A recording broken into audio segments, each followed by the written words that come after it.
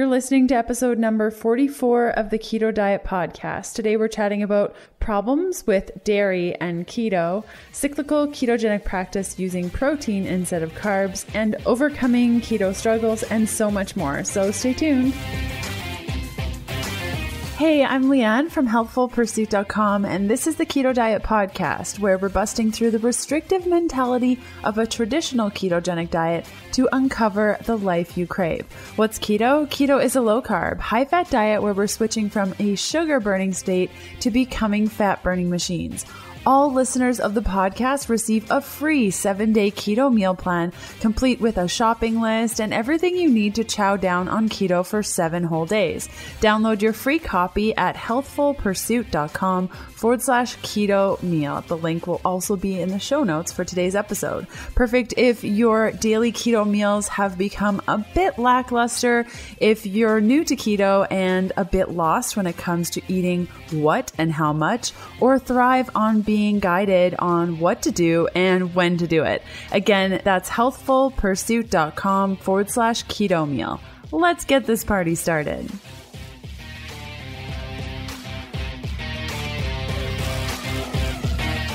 Hey guys, happy Sunday. The show notes and full transcript for today's episode can be found at healthfulpursuit.com/podcast/E44. The transcript is added to the post about 3 to 5 days following the initial air date of this episode.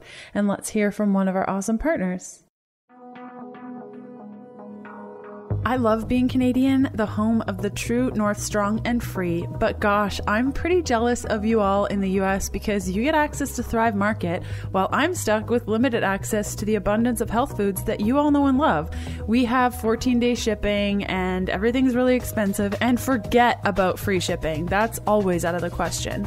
For all of my pals south of the border, my friends at Thrive Market are offering you 35% off your first box of groceries plus free shipping and a 30-day trial so you can reorder your favorites a couple of weeks down the road. Imagine spending only $9.95 as opposed to the $20.99 on raw cacao powder, or $15.65 as opposed to $24.99 on MCT oil if you go to a retail store. So on top of their everyday wholesale prices, the extra 35% off your first box of organic and non-GMO products plus free shipping is going to make a regular $100 grocery run into about a $50, maybe $75 Thrive Market order for the same amount of things. You can go to thrivemarket.com/HP to get your instant 35% off, and this offer will expire in a couple of weeks. So if you're on the fence about it, the time is now. Again, that's thrivemarket.com/HP to get your instant 35% off, and this offer is available to new Thrive Market customers only and people in the US. Wah wah. If you have an idea for a podcast episode or want to submit praise over and above the review, which you can leave by going to healthfulpursuit.com/review, you can reach me by emailing info@ketodietpodcast.com. 2 announcements that I have for you guys today, and 2 things that our guest and I speak about. The first one is I'm going to KetoCon September 1st to the 3rd in Austin. It's a conference all about keto. If you haven't heard about it, you must get a ticket. If you're in the area or maybe you're traveling through Austin around that time, you can go to ketocon.org to get more information about that. And the second announcement is that in our recording today, I chat a little bit about perfect keto exogenous ketones, and just wanted to let you guys know if you want to give their product a try, you can use the coupon code HEALTHFUL. That's all in caps, no spaces. It's HEALTHFUL for 15% off at perfectketo.com/HP. We chat a lot about it in the episode, so I wanted to give you guys that coupon code. So our guest today, his name is Ryan P. Lowery. He's a 2014 national champion baseball player, earned his MS and BS in exercise physiology and exercise, and nutrition science from the University of Tampa. Ryan is currently the president of Applied Science and Performance Institute and is completing his PhD in health and human performance at Concordia University. Over his career, Ryan has published over 100 papers, abstracts, and book chapters on human performance and sports nutrition, and is heavily focused on the impact of ketogenic diets and exogenous ketones on performance, cognitive function, and longevity. Ryan has received the Exercise Science Scholar of the Year Award, NSCA Award for Outstanding Presentation of the Year Award, and most recently, the National AAHPERD Exercise Science Major of the Year Award. Ryan and his business partner, Dr. Jacob Wilson, are launching their book, The Ketogenic Bible, this August, which focuses on the science and practical application behind the ketogenic diet, exogenous ketones, and all of their potential applications. Ryan and I have been friends on social media for quite some time, and he's just such a kind guy. And I always thought, because he is very scientific, that it'd be really challenging to speak to him, because a lot of scientific people are, and they speak in a whole bunch of goop that nobody can understand, and it makes the podcast really inaccessible. But what I love about Ryan is that he takes very complex ideas and makes them super simple so that we can actually understand what he's saying and how to apply it to our own life. So without further ado, let's cut over to the interview. Hey Ryan, how's it going today? Hey, Leanne, it's going great. How are you? I'm super awesome. I'm so happy to have you on the show. This is so great. Oh, thank you. I'm super, super excited. I love everything that you guys are doing. And I'm a big fan of the Keto Diet book you just put out in the podcast. So it's an honor to be on. Oh, that's awesome. Why don't you start off by telling us a little bit about yourself if people don't know how freaking awesome you actually are? Thank you. Well, my name is Ryan Lowery. Right now, I'm the president and co-founder of something known as the Applied Science and Performance Institute here in Tampa, Florida. And so my background is I got my master's in exercise and nutrition science. And I've always been an athlete that's been concerned with exercise and nutrition and how to optimize really my body, but my overall sense of health, so to speak. And so I got introduced to this field with my now business partner, Dr. Jacob Wilson, and we were formerly in academics. So we did a lot of different research on exercise, nutrition, supplements. And about 6 or 7 years ago, we got introduced to Dr. Dominic D'Agostino, who's one of the leading researchers in ketogenic dieting. And we got fascinated by how Dominic was able to be so jacked and so he's such an amazing guy. And all he was eating was like sardines, MCT oil, and he would fast for like half a day. And it was just amazing to us how someone was able to accomplish that. And he kind of introduced us to this concept of the ketogenic diet. And so Jacob and I, for the past 6 years, really took and looked at this, really researched and really relied primarily on fat as fuel for an athlete. And then how can you take that information and then translate it to people who need it the most, like people with Alzheimer's, Parkinson's, epilepsy. And so for the past 5 years, we've really been studying this concept of ketogenic dieting, ketosis, and even more recently, exogenous ketones here at ASPI. Very awesome. And when you first got started with the ketogenic diet and researching that, what were some, if you can remember, what were some like mind-blowing things that you were like, what? That actually happens? Because I know that when I first got introduced to keto, I was like, sorry, what did you just say? And I kept experiencing all these things I didn't think was possible. Yeah, no, it's amazing. And so when we first started, there weren't as many resources as there are now. And that's one of the most amazing things, like your podcast and the blog and everything. Like those weren't as popular back then. And so we're kind of going blind into it. And so when Dom was like, hey, you know what? I eat sardines for breakfast, and then I have coffee with some coconut oil in it, and then I just have like a meal at night. I was like, what is this diet that you're eating? Like what is going on here? And so we jumped full in, and so Jacob and I were like, you know what, if we're going to study this, if we're going to research it, we have to put ourselves through it. And so the first time I did a ketogenic diet, it blew my mind because being a former athlete, I was one of those people who ate every 2 hours. Like I thought that I was going to shrivel up and my muscles were going to shrink if I didn't eat every 2 hours, and my metabolism was going to slow. But all of a sudden I realized I'm only eating like 2 or 3 meals a day, and I'm incorporating in things that I neglected in the past, like butter and heavy cream and things like that. And I was like, this is actually amazing that I'm so full and I feel so great and alert all the time that I don't have to eat every 2 hours or 3 hours or even 4 hours. And that for me was so liberating and allowed me to just be like, wow, it kind of opened my eyes to this whole new aspect of ketosis. And you mentioned, the full fat cream, and I don't even know if that's the right way to say cream because I don't eat dairy, like all the dairy stuff. Do you find, in your research or in your practice and things that you've seen, that dairy can be detrimental to a person's progress on keto, or kind of what are your thoughts on dairy and keto? Yeah, no, that's a really good point. And I don't really consume heavy cream anymore because of that. So I find personally with myself, and in a lot of the studies we found with a lot of the subjects that have incorporated the ketogenic diet, a lot of people seem to struggle with dairy, like a high amount of cheese or things like all these different kinds of cream.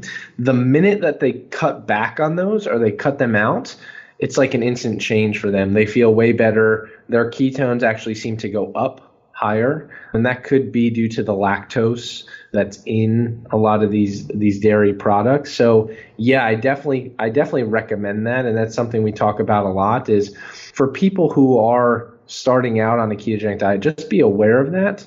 And if you're struggling or if you're hitting this sort of plateau, maybe take a look at your diet and go, hey, here's a way here. Maybe I cut out some of these cheeses because that could be what's driving a lot of maybe the problems or the plateau that I'm seeing in my weight loss or something along my journey. Yeah, it's so true. When you tell, somebody who's eating a pretty standard American diet to increase their fat, they increase dairy because that's really the only fat they're eating. So, I've seen some crazy stuff with dairy, like, oh my gosh, people making pizza crusts out of dairy and then putting more cheese on that. I'm blown away. And then they wonder why they have inflammation or their joints are tight, puffy eyes or not being able to lose weight. So yeah, that's so poignant. And do you see other problems with keto or, maybe mistakes that people are making on keto?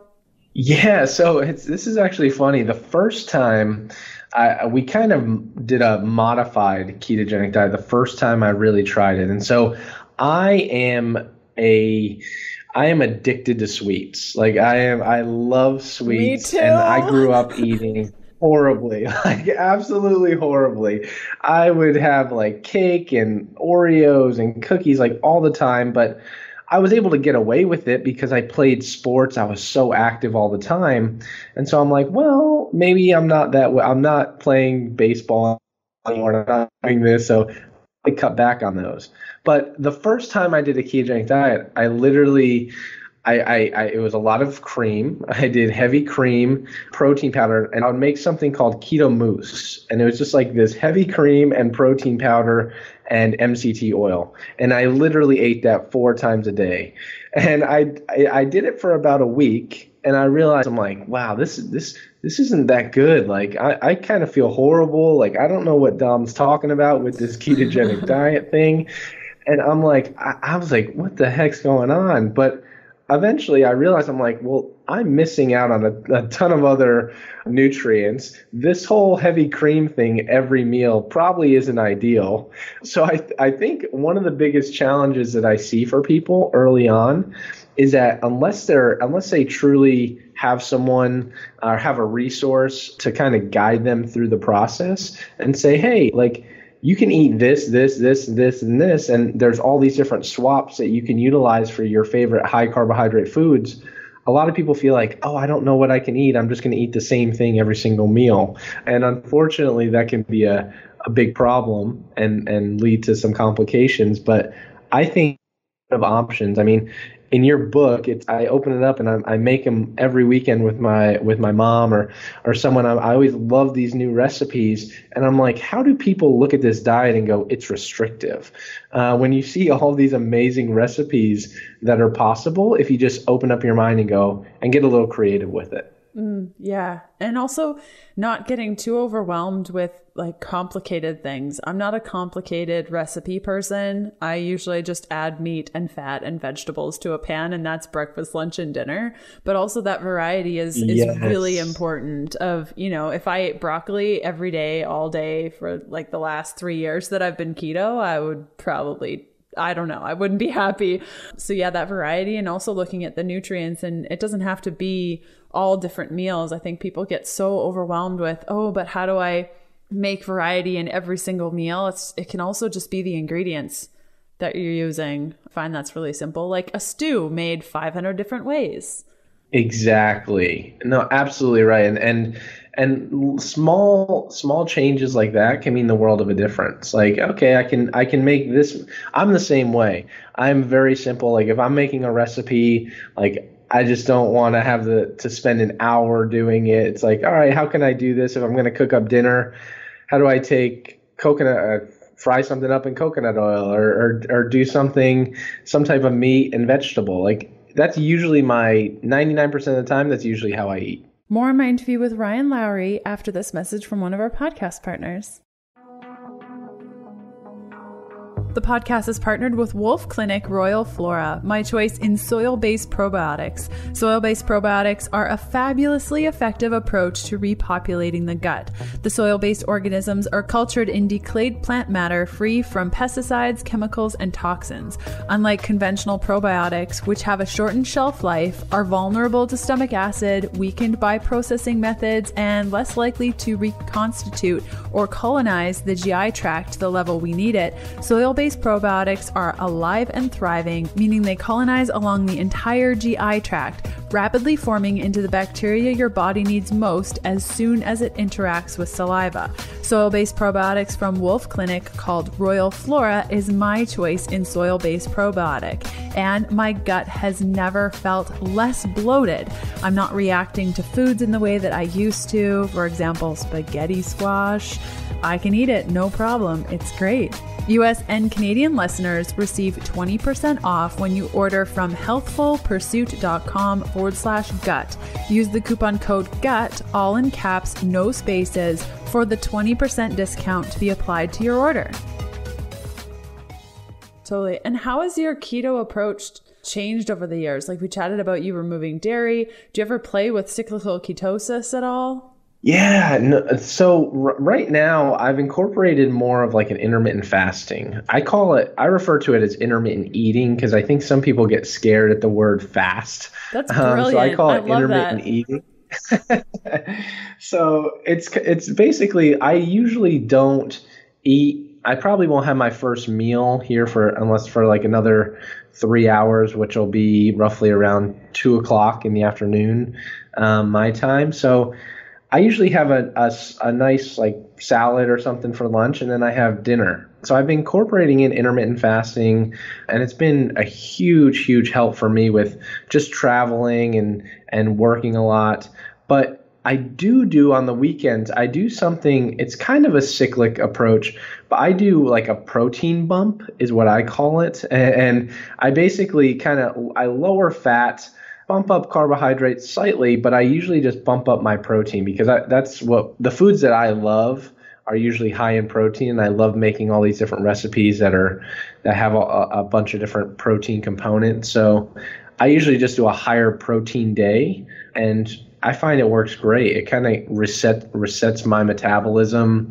I fill out, my muscles tend to fill out more, and I just feel better going into the next week. So that's kind of how it's evolved for me. Rather than being 7 days strict, each and every day the same exact thing, I'm just playing around with a couple different things and being more flexible with it. Yeah, I call that a protein up. I do that sometimes where it's like, sometimes I do carb ups, but sometimes I do protein ups, and it also goes with my cycle. So when I'm ovulating, I find that protein ups feel better, where I'm just eating a ton of protein and I lower the fat. So, hey, that's so cool that you're doing that. And something I talked about in the book too, of some people want that variety and they don't want to rely on carbs. So they do the proteins and they find they feel so much better. So that's really cool that you found that as well. Yeah, definitely. And what kind of projects are you working on right now? Like, are there any, pieces of research or projects that you're working on that you think that the average person would be super interested in? Yeah. So we actually, we just published our first paper on ketogenic dieting and resistance training. So a lot of people don't think that you can gain as much muscle on a ketogenic diet, but we actually found that we took people and trained them for 10 weeks. And at the end of the 10 weeks, we found that those who were on a standard American diet and those who were on a ketogenic diet were able to gain just as much muscle as the ones that were on a standard American diet, yet they lost more fat over the 10 weeks. So that was really cool. A lot of people are concerned about the muscle. I actually think it's incredibly healthy and important for muscle with being on a ketogenic diet. But one of our most recent studies, we're doing a study right now on longevity, but we did do a study on an extreme cyclic ketogenic diet. So basically what we did was we had one group who were keto all 7 days. And then we had another group that was keto 5 days a week, but then they kind of just like let it go on the weekend. They kind of went back to a standard American diet. And what we found was that both of these groups were in a caloric deficit. So they were eating a lower amount of calories. The cyclic group, which would kind of just let it all go on the weekends, they both lost the same amount of weight, but the cyclic group actually tended to lose more muscle and didn't lose as much fat as the ketogenic dieting group. And the reason that I think is because they weren't able to get back into ketosis, and they were never truly keto adapted prior to starting this cyclic approach, and they were never able to get back into ketosis until the end of the week. So basically what our conclusions were you really, until you're keto adapted, you should be careful about playing around with huge carb ups for multiple days at a time. And like, I know you recommend a cyclic approach, and I'm a big fan of it. I just think it needs to be controlled in a sense that people shouldn't carb up for like 3 or 4 or 5 days. And that's kind of what our research showed, is just keep it in context. I think it can be very good for your metabolism and your insulin sensitivity, but just be careful with extreme carb ups. Like, don't go to the buffet on your carb up day. Just be careful with it. Yes. I know when I first started the carb up thing, I was doing carb backloading. So I was lifting a lot and I was doing the backloading thing. And in carb backloading, they say, you can basically eat cherry turnovers and do all the things and you'll get muscles. So I was like, heck yeah, this girl's going to eat cherry turnovers. I felt like death. I don't know how else to explain it. It was like my body didn't know whether I was burning fat or burning carbs. It just felt like hot garbage all of the time. And I think it was, I was carving up too much with too many carbs, also eating sugar and grains, and just didn't make my body feel good. And I think, there's a piece to the carb up, cyclical piece that really is tied into diet culture, is when, I don't know if you see this as well, specifically when people have been doing a diet for a really long time and finally somebody gives them quote unquote permission to eat carbs again, they kind of go a little hog wild because they haven't had it in so long. I think that that's a natural reaction too. And it's just, realizing like, oh shoot, I don't feel so good when I do that, so I probably shouldn't do that again, or make a choice to feel like garbage. And that's what I did for a couple months until I realized that it wasn't, serving me. And now, my carb up is maybe, I don't know, an apple, as opposed to like cherry Right. turnovers and ice cream, so that's really good advice. And to go back to the research that you were doing with the training and such, did these people also include women, or was it just men? Yeah, so we actually had one study was purely just men, the resistance training one, but we did do a follow-up study with men and women, and it was really, really interesting because we usually don't do a lot of resistance training studies with women. There's not a lot in the literature, but I think we need way more of it because it's absolutely needed.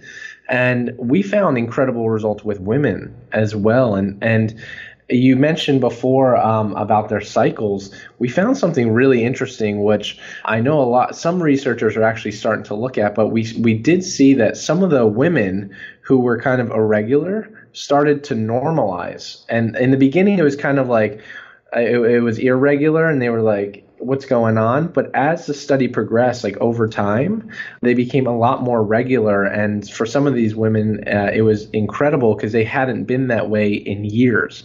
So that was really exciting to see. And I really hope that we see a lot more research in that area as well. Yes, completely. I hope we do too, because as somebody who had amenorrhea for 8 years and used the ketogenic diet to get it back, there's not enough support. I mean, if you go to any doctor, I mean, I've been to basically every doctor in Canada about amenorrhea. Like, none of them recommended that I eat fat. Like, that wasn't a thing. Lower your carbohydrates, eat more fat. And it's just so frustrating. And even the fact that you're seeing it in your own research of women benefiting from normalizing their cycles or their hormones by eating this way. I think there's a lot of fear mongering out there with the ketogenic diet and women. Do you see that, or have you seen rather, that the ketogenic diet needs to be adjusted for women? Like, do you see where there's areas where women might have to pay more attention to or not? Yeah, I definitely think, and I think a lot of it's individualized on an individual basis. And that's something, men and women, it's definitely individualized. But for women, as far as the variety in the diet, I think that's super important to making sure that they're getting in a lot of the essential vitamins and minerals that sometimes these guys who go like crazy hardcore keto can get away with, but women can't because their hormones they rely on it. So I do think there definitely needs to be some tweaking with that. And it again, it's an individual approach. Completely. Let's chat about exogenous ketones a bit and working out and how to use them. I've been getting so many questions about this, and I feel like I've talked about it maybe too much on the podcast, but every time we come out with a new episode, people have more questions when it comes to ketone supplementation. So I'd love your thoughts on it. Yeah, so we've actually been doing a lot of research on exogenous ketones, and they're really a fascinating fuel source in essence. And I've never come across a supplement that's so diverse as exogenous ketones, because everyone looks at them as a fuel source. That's one aspect. They really are this different fuel source. But a lot of the research that's being done at our lab, and then also our collaborators, Dr. Angela Poff and Dr. Dom at USF, if you look at ketones, not only do they are they acting on different inflammation markers, but they're also signaling molecules. And that's something that's really, really crazy and really neat for things like longevity. And what I mean by that is ketones are something known as HDAC inhibitors, and it's kind of a intimidating word. But if you think about like a switchboard and all these lights are on as we're, say, our age. And as we grow older, some of those lights and some of those panels start to turn off. And that's the typical normal aging process. Well, one of the reasons that they turn off is because of these things known as HDACs. And HDACs come along and they jump onto the switchboard and they shut it off. Well, ketones are kind of like bodyguards for that switchboard, and they prevent these HDACs from jumping on board and turning off a lot of these genes and different signaling molecules. And so we've seen in our lab and a lot of different research that BHB, one of the primary ketones, is a very strong HDAC inhibitor, and that could potentially have a lot of implications for like longevity and quality of life as we age. So I think there's a huge story there and a huge potential for ketones themselves. That's so cool, because oftentimes when people are talking about exogenous ketone usage, they're strictly focused on weight loss or boosting ketones to just have higher ketones. But I love that you're saying there's so much more to it than getting the supplement for weight loss or to just boost your ketones so you can go to your friends and be like, I have a 3.4. What are you? You know? Like it's so much more than that. Ketone wars. Yeah, it's on. My husband and I feel so bad for him. He's been eating keto now for probably like a solid 7 months. In fact, he read my book and that's when he was like, wow, actually, I want to give this a try. I'm like, dude, I've been sitting here for 2.5 years doing this. So thanks.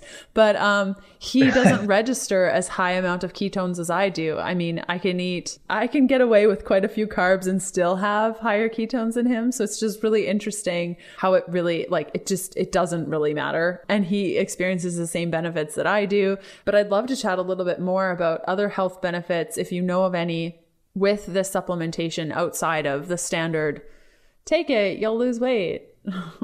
Right. And so weight loss is definitely, I mean, with ketones, it's definitely possible from a sense of, one, we know that ketones improve insulin sensitivity. We've actually done a study in animals where we took animals and we gave them exogenous ketones and we saw an increase in something known as brown fat. So brown fat's like the type of fat that we really want. White fat is not the fat that we want. White fat is what we typically see with like obesity and people who are overweight. They tend to have a lot of white fat, but brown fat is like this, what we call thermogenically active fat. So it helps burn calories. We saw that ketones increase brown fat. So there is potential there, but like you said, Leanne, I think it's important to look at a lot of the other things. I mean, we talked about HDAC. Everyone seems to at least be understanding there is a cognitive component. So potentially increasing like alertness and focus and energy and things like that is a huge piece.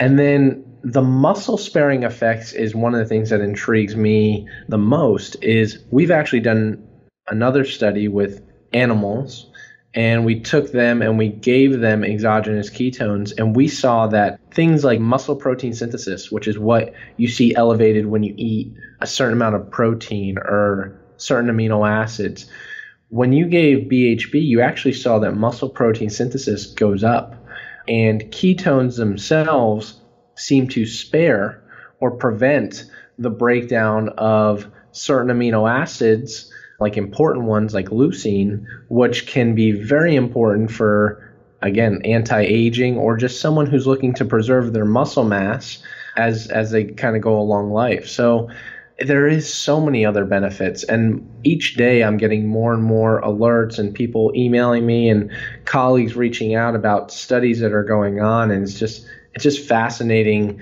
not only in healthy populations what's going on, but even in the realm of like Parkinson's and Alzheimer's and everything that's going on there is just absolutely fascinating and incredible of what can happen when you really introduce this alternative fuel source, which is ketones. And this may be a silly question, but I'm sure everyone's wondering, how do you know what sort of fat you have?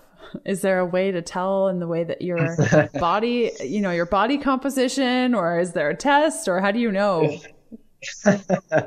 Yeah, most people, I mean, if belly fat, the typical fat that you see, like the visceral fat that you see on your body, all of that's typically white fat. Babies, for instance, like babies have a high amount of brown fat. We can't really measure in adults how much brown fat we have, but people who are typically lean and we all have those friends or family members who can really eat anything, and they'll be at the party and they'll be eating all this cake and stuff, and they're still lean, and you're like, that's so frustrating. Those people probably have a high amount of brown fat, and they're probably very insulin sensitive. And we find that ketones themselves seem to help both of those aspects of brown fat and insulin sensitivity. Amazing.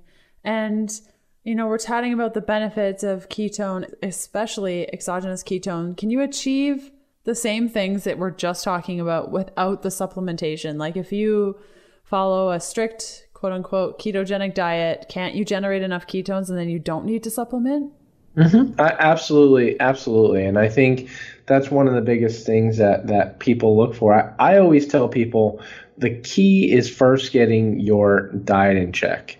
And when I talk to anyone about ketosis, I say, listen, it's a ketogenic lifestyle. It's not a quick fix. It's not this quick thing that you do for 3 days and then you're off of it. I said, I like to look at it as incorporate a lifestyle. And that with that comes ketogenic diet, cutting out all these refined grains and sugar, exercise, even if it's just walking 30 minutes twice or 3 times a day. That's a very important piece. And then if you want to introduce exogenous ketones into the mix as well, like there's a perfect triangle or a 3-pillared approach to really optimizing this concept of a ketogenic lifestyle. Awesome. And we're chatting about grains and removing these things and exercising more, even if it's just walking. I love walking. It's probably my favorite activity. But now that I have purple hair, which I just did, I know that the sun is going to ruin it. So I got to come up with a plan because I don't want to wreck my hair.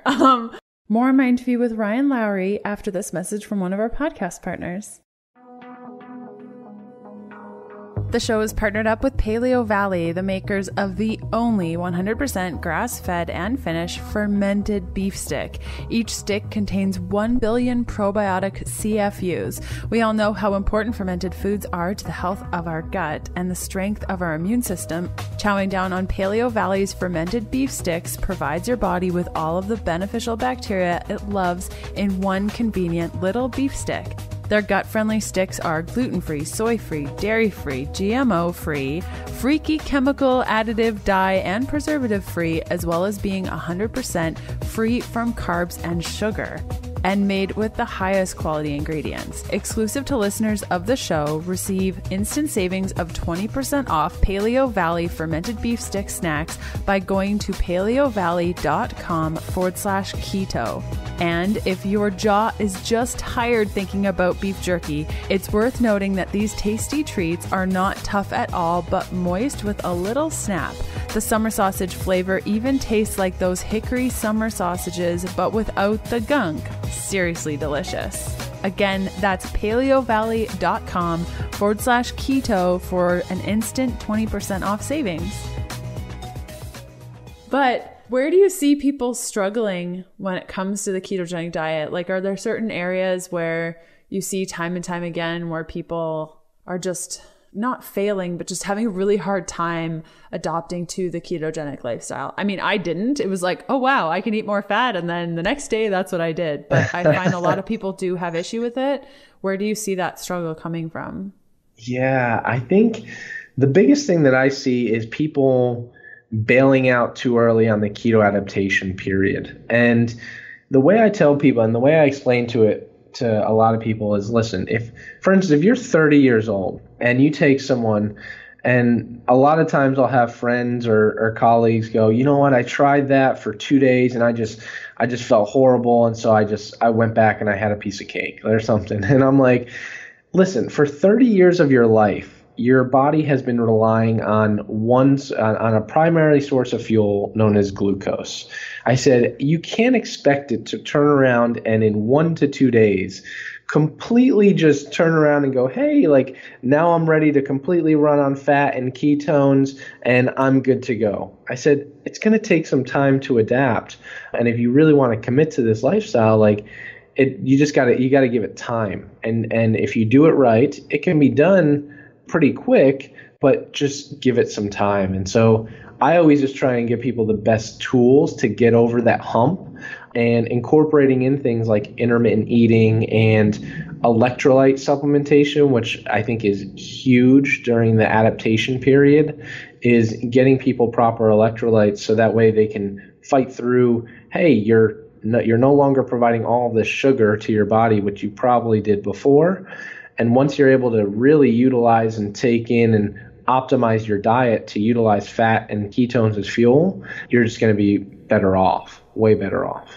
Yes, spoken like a champ. It's so true, because when I went keto, I was already paleo. So it was really just about, okay, well, now I don't eat sweet potatoes or maple syrup. That's pretty easy. I was already eating a lot of fat. It was just about switching it up. But if you're coming from a place of, where I was 10 years ago to go keto, oh my gosh. And I think there's also that all or nothing mentality of, nope, I'm committing to it. I don't care. And I think that always sets people up to fail, like always. Yeah. No, and I love that idea, because I tell people that a lot. I say, all right, well, if you're really committed to this, why don't we start by just doing this? And paleo, a lot of people come over from people who are paleo, it's a very easy switch to then go, okay, let me just cut out this, and this, and now I'm really ketogenic. Versus the people like you or I, like 10 years ago, you think I was crazy. I'd have to stop eating all the fast food that I used to eat and all the candy bars and ice cream at night. Like I would have had no idea how to do it. But eventually over time I realized, all right, I'm going to kind of switch to this similar thing, and I'm going to switch to paleo, go low carb. And then it's a very easy transition to just go, okay, let me knock this out, bump this fat up, and I'm ketogenic. Yeah. So, yeah, I agree.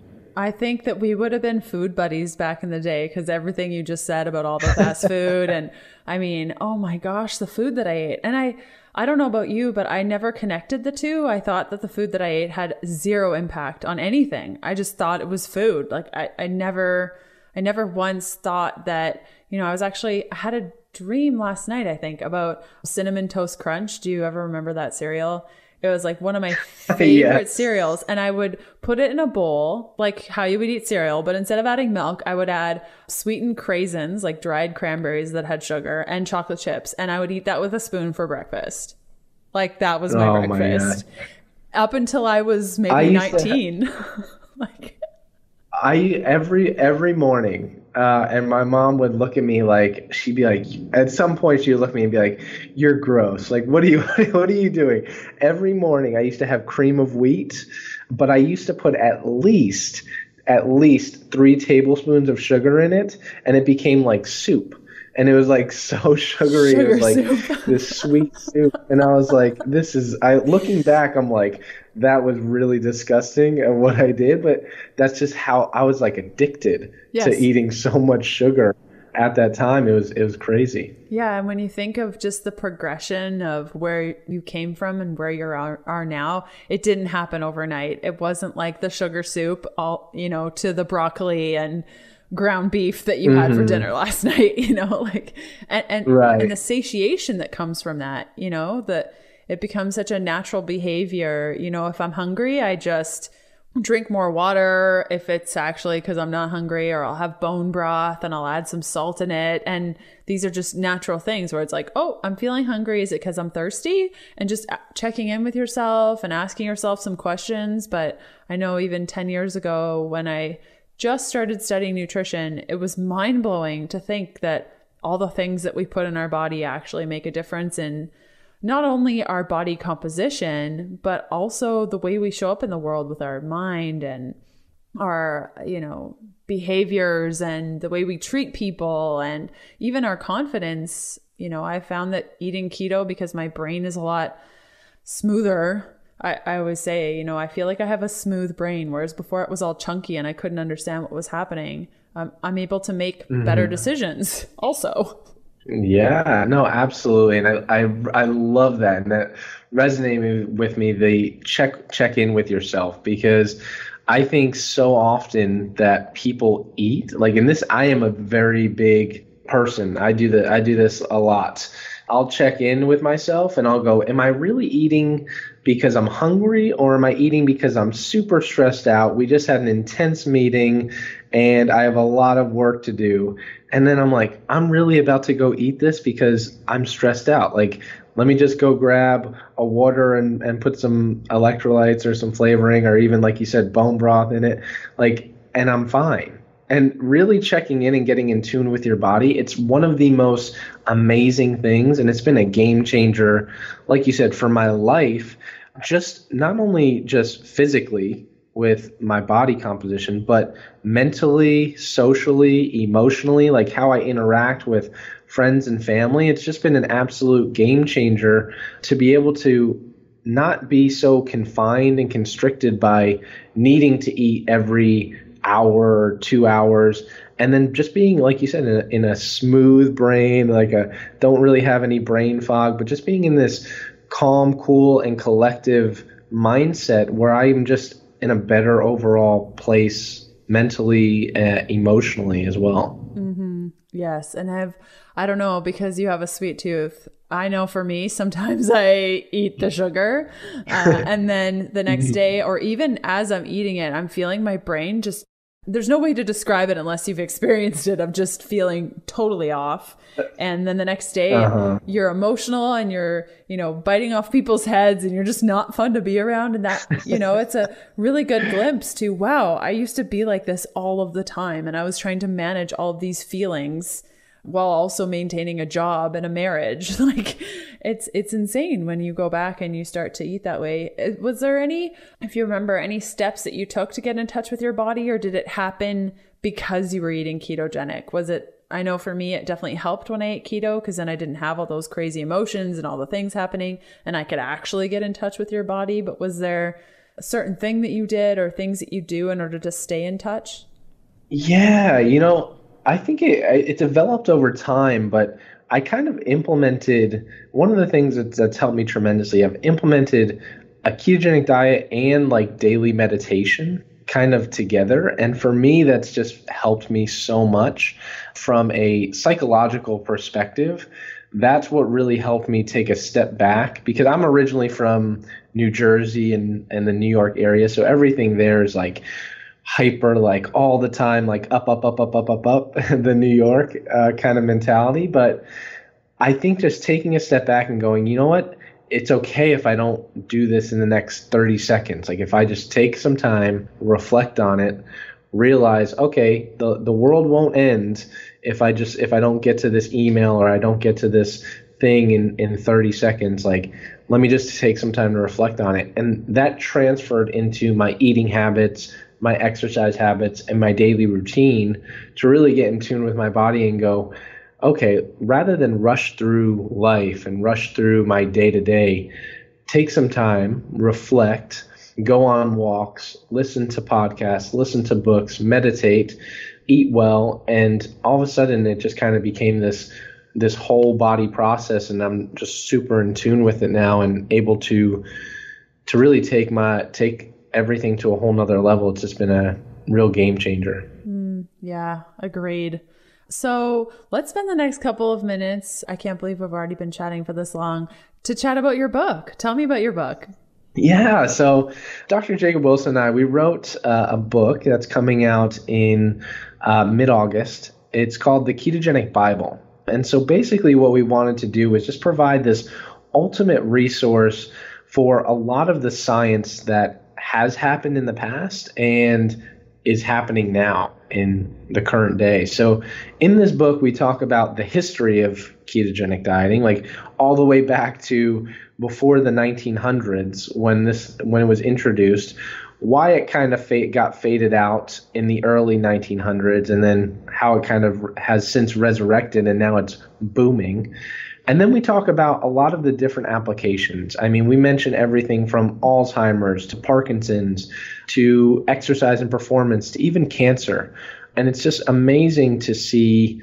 We're so blessed and have such amazing friends and collaborators that are doing a lot of the work in these areas, like our friends at USF doing all of the cancer research with ketogenic dieting.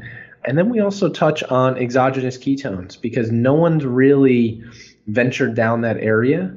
And we've been doing a ton of research and looking into what are exogenous ketones, what can they do, what can't they do. And we've talked a lot about it today, but really just taking a deep dive into this whole concept of what is a ketogenic diet, what applications can it be applied for, and then where do exogenous ketones fit into that equation. And so that's really this resource that we've tried to put together for everyone. That is awesome.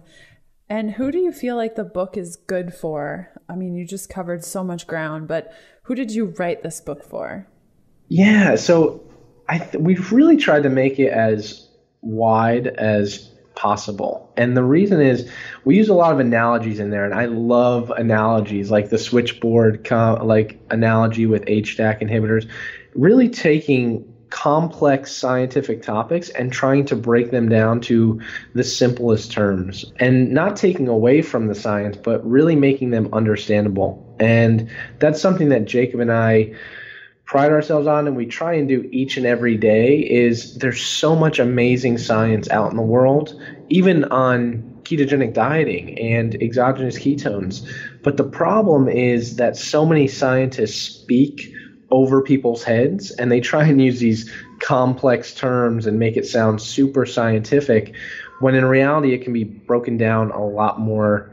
It can be broken down simply and explained a lot better. And so that's what we really tried to do. That is awesome. I can't wait to read it. I'm so excited for you, Ryan.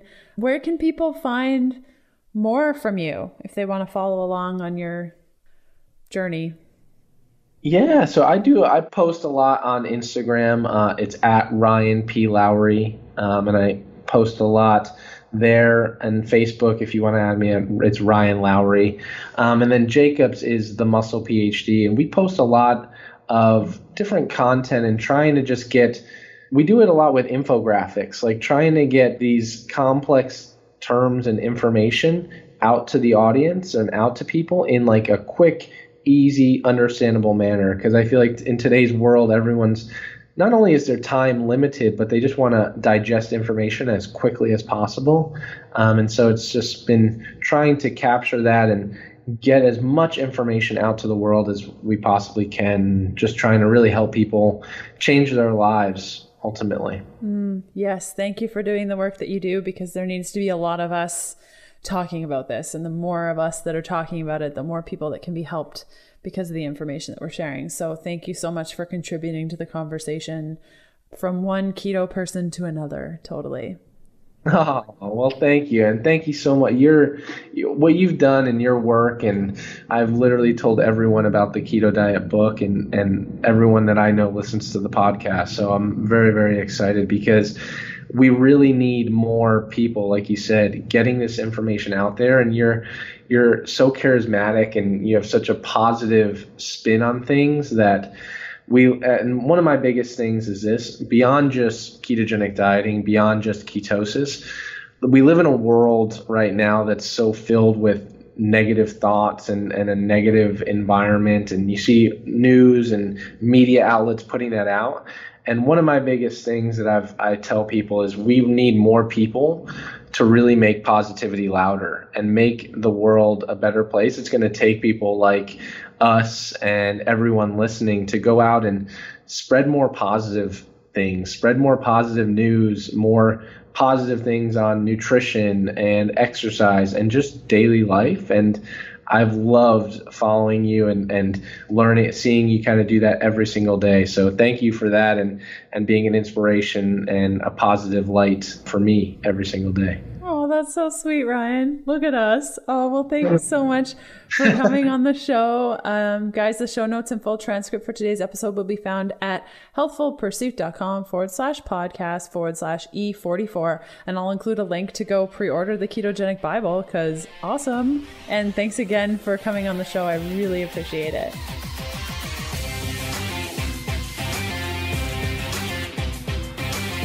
And that does it for another episode of the Keto Diet Podcast. Thanks for listening in. You can follow me on Instagram by searching Healthful Pursuit, where you'll find daily keto eats and other fun things. And check out all of my keto supportive programs, bundles, guides, and other cool things over at healthfulpursuit.com/shop. And I'll see you next Sunday. Bye.